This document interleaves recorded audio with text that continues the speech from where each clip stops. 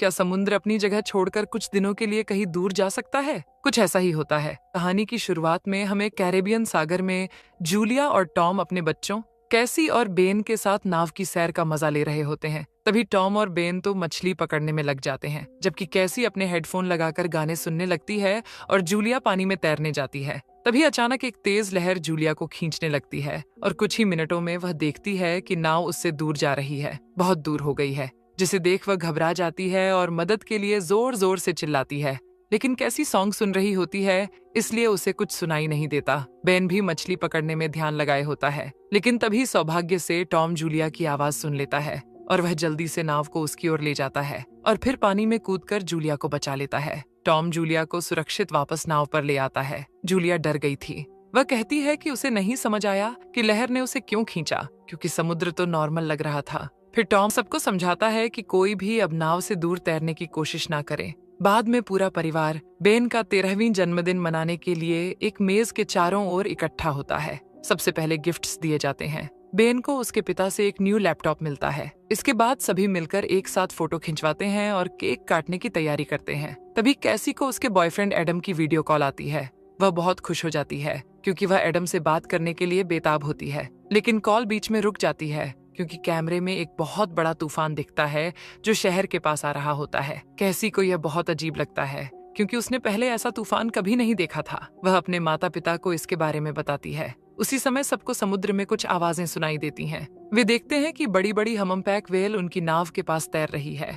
उनमें से एक व्हेल नाव से टकरा जाती है। इसके बाद टॉम जल्दी से ये देखने नीचे जाता है कि कहीं नाव को कोई नुकसान तो नहीं हुआ। फिर कुछ समय बाद वह पानी से बाहर आता है और कहता है कि किसी समुद्री जानवर ने उसे चोटिल कर दिया है। उसे नहीं पता कि वो क्या था, लेकिन उसके कंधे पर गहरा जख्म है। फिर जूलिया जल्दी से पट्टी करने लगती है। इस बीच उन्हें पता चलता है कि व्हेल की टक्कर से नाव का एक प्रोपेलर टूट गया है। अब उन्हें नाव को बंदरगाह तक वापस ले जाने के लिए हेल्प चाहिए। तभी जूलिया रेडियो पर मदद के लिए मैसेज भेजने की कोशिश करती है, लेकिन कोई जवाब नहीं आता। उनके फोन भी नेटवर्क से बाहर है। अब उनके पास बस यही उम्मीद है कि कोई जल्दी मदद के लिए आए। तभी टॉम बताता है कि उनके पास सिर्फ 4 दिनों के लिए खाने पीने का सामान बचा है। फिर एक और परेशानी आ जाती है। वे आसमान में कुछ चमकता हुआ देखते हैं, जैसे आसमान से उल्का पिंड गिर रहे हों। उनमें से एक जलती हुई चीज नाव के बहुत पास गिरती है, जिसे देख टॉम जल्दी से इंजन चालू करने की कोशिश करता है, लेकिन अब दूसरा प्रोपेलर भी टूट गया है। इंजन ज्यादा गर्म हो जाता है और रुक जाता है।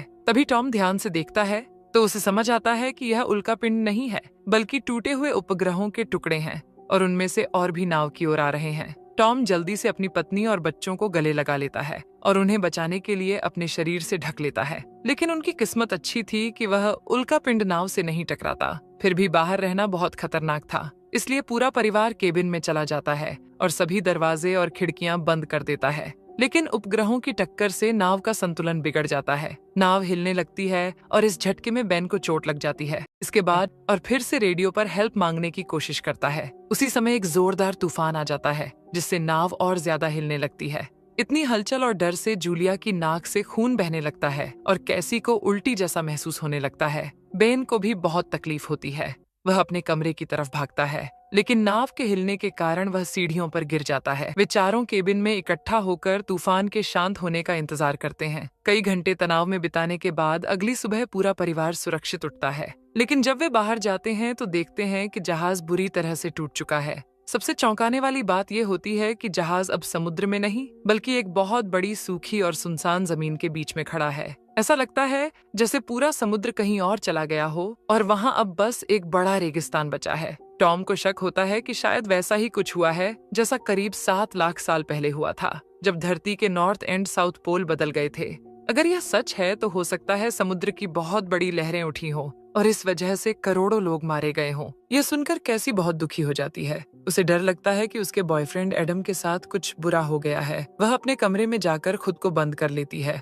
तभी उसके पेरेंट्स उसे समझाने की कोशिश करते हैं, लेकिन उनके पास ज्यादा टाइम नहीं है। वे जल्दी से जहाज की मरम्मत करने और जितना हो सके उतना खाना पानी इकट्ठा करने निकल जाते हैं। बेन भी हेल्प करने का फैसला करता है। वह अपने बर्थडे के गुब्बारे लेता है और उन्हें रस्सी से बांधकर ऊपर उड़ाता है, ताकि अगर आसपास कोई जिंदा हो तो वह उन्हें देख सके। उसी समय टॉम रेडियो को ठीक करने में सफल हो जाता है और फिर से मदद के लिए कॉल करता है। इस बार उसे किसी नव नाम के लड़के का जवाब मिलता है। वह कहता है कि वह एक पनडुब्बी का कैप्टन है। उसकी पनडुब्बी समुद्र की गहराई में खोज कर रही थी, लेकिन जब पृथ्वी के पोल बदल गए तो धरती के बीच में जमीन आ गई। वह यह भी कहता है कि यह घटना शायद इंसानों की गलती का नतीजा है, जैसे प्रदूषण फैलाना और प्रकृति को नुकसान पहुंचाना। तभी कैप्टन बताता है कि उसकी पनडुब्बी के कंप्यूटर से यह जानकारी मिली है कि यही घटना फिर से 1 हफ्ते के अंदर दोबारा हो सकती है। इसका मतलब ये है कि समुद्र दोबारा अपनी जगह पर लौटेगा और रास्ते में जो भी आएगा उसे नष्ट कर देगा।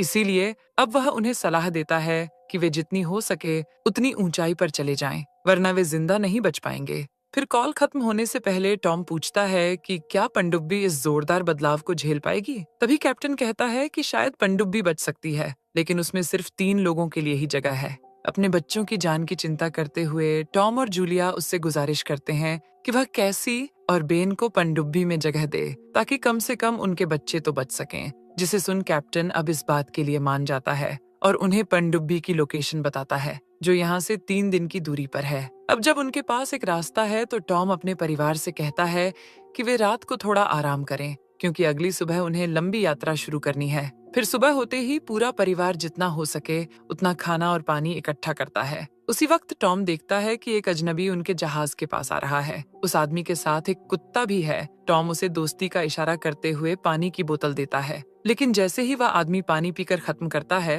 वह अचानक टॉम पर हमला करता है और उसे जमीन पर गिरा देता है। ये देखकर जूलिया डर और गुस्से में अपने पति को बचाने दौड़ती है, लेकिन वह आदमी टॉम के गले पर हमला कर देता है और उसे मार देता है। अब कुछ भी करने में असमर्थ जूलिया जैसे ही अपने बच्चों को चेतावनी देने दौड़ती है, वह आदमी उस पर हारपन फेंकता है जो जूलिया के कंधे में लग जाता है। गंभीर चोट लगने के बावजूद जूलिया किसी तरह जहाज तक भागती है और अपने बच्चों के साथ खुद को अंदर से बंद कर लेती है। उस आदमी ने भी पीछा किया और दरवाजा तोड़ने की कोशिश करने लगता है। अंदर जूलिया कैसी और बेन को एक फ्लेयर गन देती है और उन्हें कहती है कि वे सोफे के नीचे बने डिब्बे में छिप जाएं। फिर वह खुद बाथरूम में जाकर दरवाजा बंद कर लेती है और अपनी सुरक्षा के लिए एक चाकू साथ ले लेती है। कुछ देर बाद वह आदमी नाव के अंदर घुसने में कामयाब हो जाता है और बचने वालों को ढूंढते हुए खाने का डिब्बा उठा लेता है। इसी बीच जूलिया अपने कंधे पर कपड़े से पट्टी बांधती है और उस आदमी के आने का इंतजार करती है, जो अब धीरे धीरे बाथरूम के पास आ रहा है। आखिर में वह आदमी बाथरूम का दरवाजा खोलता है, इस उम्मीद में कि कोई अंदर होगा,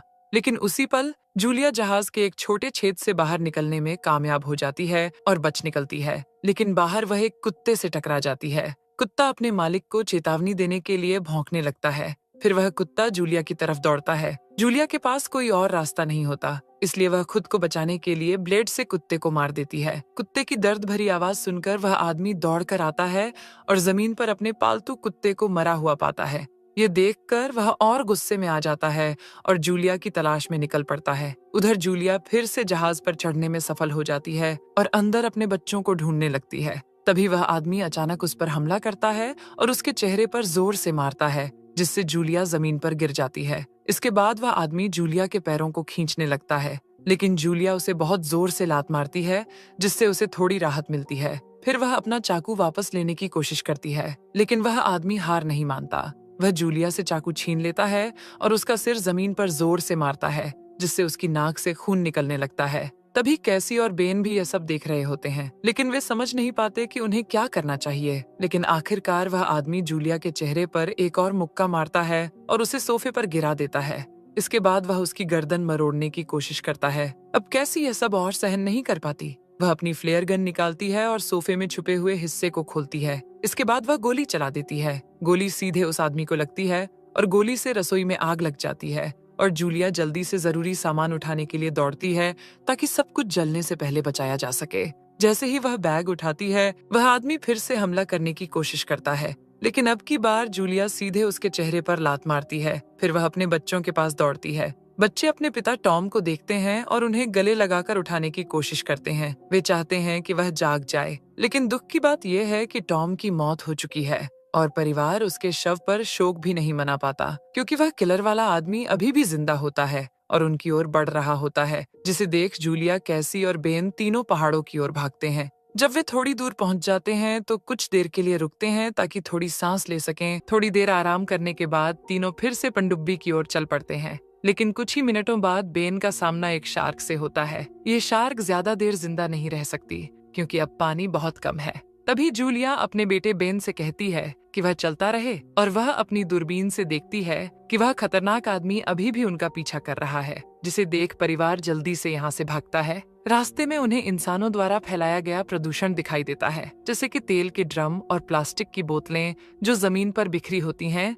फिर कई घंटे बीत जाते हैं और बेन को बहुत थकावट और पानी की कमी की वजह से चक्कर आने लगते हैं। वह बीमार महसूस करने लगता है। तभी जूलिया तुरंत पानी की बोतल लेने के लिए दौड़ती है, लेकिन उसे पता चलता है कि कैसी ने बोतल का ढक्कन ठीक से नहीं बंद किया था। अब उसमें बस कुछ ही बूंदे पानी बचा है। ये देखकर जूलिया गुस्से में आ जाती है। वह अपनी बेटी कैसी से कहती है कि यह उसकी गलती है और अगर उनके पास पानी नहीं होगा तो वे जिंदा नहीं रह पाएंगे। फिर जूलिया और कैसी के बीच बहस हो जाती है और वे कहती हैं कि शायद यह पूरी यात्रा ही बेकार हो गई है। लेकिन जूलिया ने उन्हें डांटा और कहा कि अब रुकना नहीं है, हमें बस चलते रहना है। तभी आखिरकार उन्हें रेगिस्तान के बीच में एक दुर्घटनाग्रस्त हुआ हवाई जहाज मिला। उन्होंने तय किया कि वे आज के बाकी दिन के लिए यहीं रुकेंगे और उसे अपना अस्थायी घर बना लेंगे। जैसे ही जूलिया एक सीट पर बैठी, उसने बेन के जन्मदिन पर ली गई एक तस्वीर देखी और अपने मरे हुए पति टॉम को बहुत याद किया। इस मौके का फायदा उठाते हुए कैसी ने अपनी माँ से पूछा कि वे दोनों कैसे मिले थे,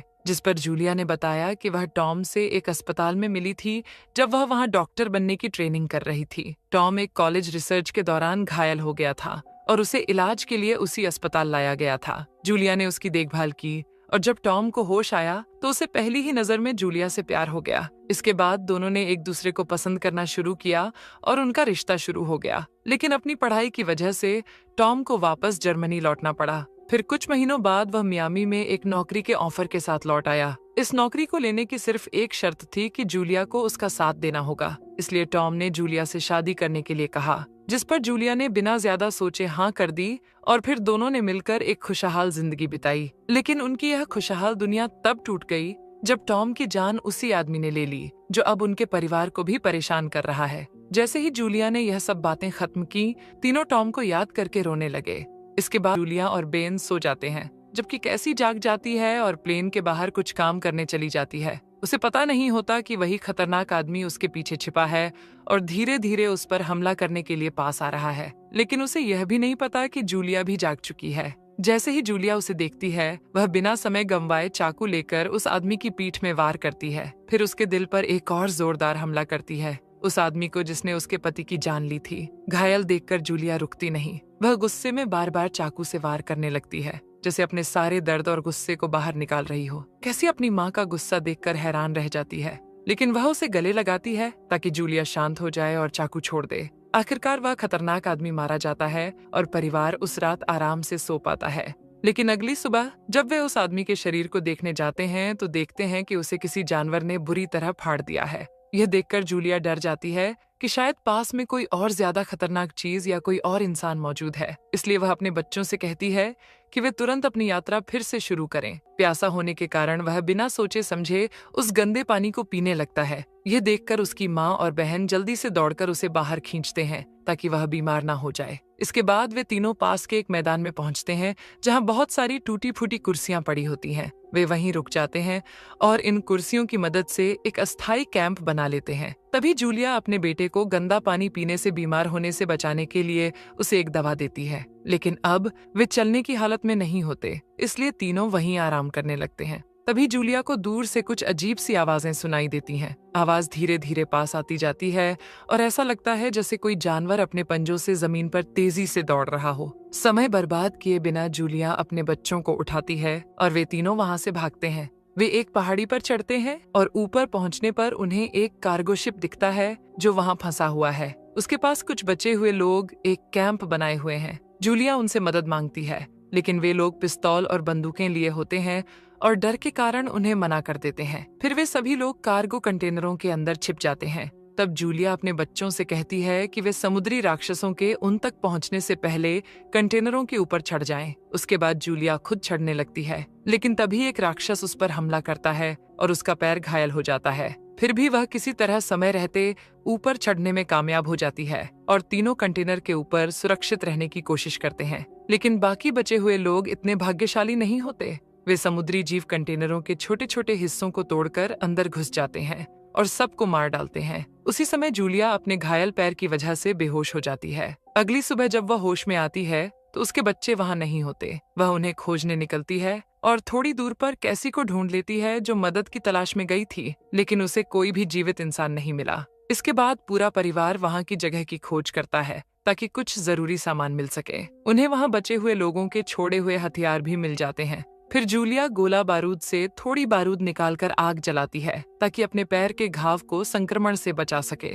फिर वह रेडियो चालू करती है और टॉम और समुद्र से आए अजीब जीवों के बारे में नाव से बात करती है। नाव उन्हें बताता है कि यह जानवर आर्थ्रोपोड्स हैं, जो समुद्र की बहुत गहराई से आए हैं और अब जमीन के माहौल में खुद को ढालने की कोशिश कर रहे हैं। जमीन पर ज्यादा ऑक्सीजन होने की वजह से यह जीव बहुत ज्यादा हिंसक हो जाते हैं और अपने रास्ते में आने वाले किसी भी इंसान को मार देते हैं। फिर नाव उन्हें जल्दी करने को कहता है क्योंकि आर्थ्रोपोड्स के खतरे के अलावा पनडुब्बी का सिस्टम बता रहा है कि समुद्र पहले की उम्मीद से भी ज्यादा जल्दी वापस आ जाएगा। कुछ ही घंटों में पूरा इलाका पानी में डूब जाएगा और अगर वे समय पर पनडुब्बी तक नहीं पहुंचे तो समुद्र की लहरें उन्हें वहां ले जाएंगी। उनकी मदद करने के लिए नाव अब एक फ्लेयर फायर करता है ताकि उन्हें रास्ता दिख सके।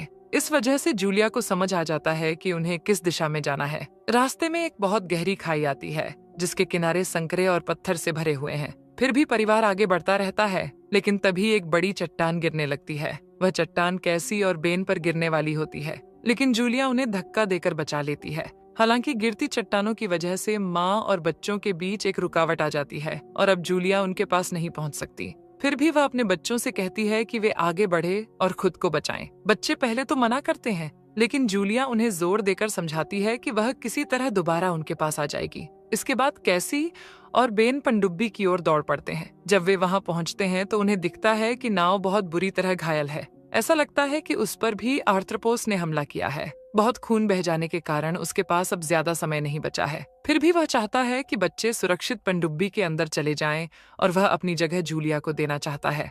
जब कैसी यह सुनती है तो वह जूलिया को वापस लाने के लिए दौड़ पड़ती है। तभी बेन उसे अपनी माँ का दिया हुआ हार देता है ताकि वह सुरक्षित रहे। कैसी फिर दौड़ती हुई उस खाई में वापस जाती है। उधर जूलिया को आर्थ्रोपोड्स की आवाजें सुनाई देती हैं और वह कैंप से उठाई गई शॉटगन से उन पर गोलियां चलाती है, लेकिन आर्थ्रोपोड्स ज्यादा हैं और उसकी बंदूक की गोलियां लगभग खत्म हो चुकी हैं। उसे लगता है कि अब बचने की कोई उम्मीद नहीं है, इसलिए वह बस अंत का इंतजार करती है। लेकिन तभी ऊपर चट्टानों से कैसी दिखाई देती है। वह अपनी माँ की ओर हाथ बढ़ाती है और कहती है कि पनडुब्बी में एक सीट अब भी बची है। ये सुनकर जूलिया हिम्मत जुटाती है और कैसी की मदद से चट्टानों पर चढ़ जाती है।